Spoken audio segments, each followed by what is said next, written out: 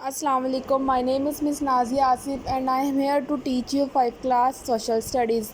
Unit number 2 है हमारा world climate. इसके हम फर्स्ट 5 क्वेश्चंस कर चुके थे। आज हम इसका क्वेश्चन नंबर 6 करेंगे।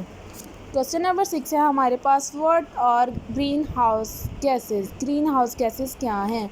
Green house gases exist in the earth atmosphere and allow sunlight to pass through it and reach the earth surface, thereby regulating the earth's temperature. Greenhouse gases exist in the earth atmosphere. Greenhouse gases जो हैं वो पाई जाती हैं ज़मीन की आबो हवा में and allow sunlight to pass through it, और सनलाइट को अलाउ करते हैं कि वो इसे पास करें and reach the earth surface, ताकि वो ज़मीनी सतह तक पहुंच सके, thereby regulating the earth temperature, ताकि वो ज़मीनी हरारत को बाकायदा बना सके। क्वेश्चन नंबर 7 है हमारे पास, what is greenhouse effect. Greenhouse effect क्या है? The greenhouse gases in the earth atmosphere trap heat to keep our earth warm. This trapping of heat inside the atmosphere is called greenhouse effect. The greenhouse gases in the earth atmosphere, जो green house gases हैं वो हमारी आबो हवा में, ज़मीनी आबो हवा में हीट को जो है वो ट्रैप करती हैं। To keep our earth warm, हमारी ज़मीन को गर्म रखने के लिए। This trapping of heat inside the atmosphere, ये जो ट्रैपिंग है हीट की हमारी आबो हवा में, इसको हम ग्रीन हाउस इफेक्ट कहते हैं। क्वेश्चन नंबर 8 है हमारे पास, what kind of human activities are responsible for climate change. कौन सी इंसानी सरगर्मियाँ हैं जो क्लाइमेट को चेंज करती हैं, जो इसकी ज़िम्मेदार है, रिस्पॉन्सिबल हैं?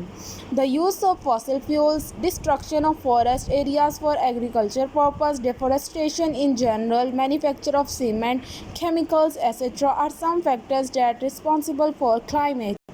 The use of fossil fuels, fossil fuel के इस्तेमाल से। Destruction of forest areas for agriculture purpose, agriculture purpose के लिए जो हम लोग फॉरेस्ट को ख़त्म कर रहे हैं, तबाह कर रहे हैं। डेफोरेस्टेशन इन जनरल, जो हम लोग जंगलात को यानी कि सब्ज़ाजार को ख़त्म कर रहे हैं। Manufacture of cement, chemicals etcetera, manufacture जो है वो सीमेंट का और जो केमिकल्स है उसका।